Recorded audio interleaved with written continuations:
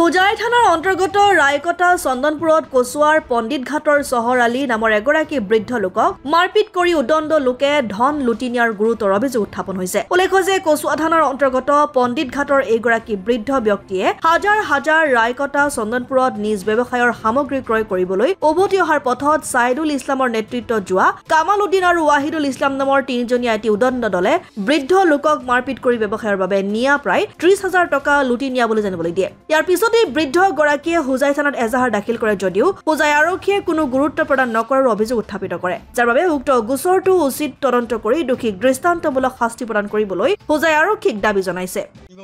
মানে মানুহটো আমাৰ জেঠালিয়ে হয়। এতিয়া ইয়াৰ পৰা মানে তাত গৈছিলে আলু আনি ইয়াত মানে বিক্ৰী কৰে।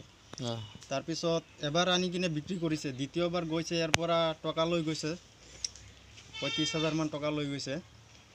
তাৰপিছত বহুতখিনি আলু তাত কিনি খামাল কৰি ৰাখিছে।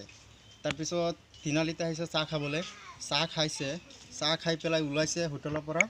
তাৰপাছত 5জনীয়া গ্ৰুপ এটা আহি কিনে গামোচা গলাত লগাই কিনে চুচুৰাই লৈ গৈছে আৰু মাৰপিট কৰিছে, পইচাখিনি লৈ লৈছে।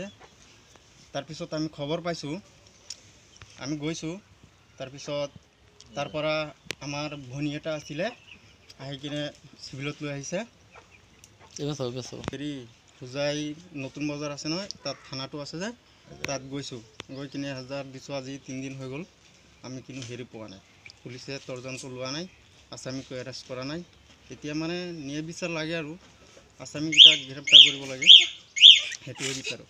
আৰু দুখীয়া মানুহ হৈ পইচাকেইটা লৈ গৈছে, এতিয়া চলিবলৈ হাল নাই, ল'ৰা ছোৱালী আছে। সেইটো চন্দনপুৰ, সেইটো দনচলা গাঁও হয়, চহৰ আলী। কচুৱাৰ পৰা গুলজাৰ হুছেইনৰ ৰিপৰ্ট, অসম আদিত্য।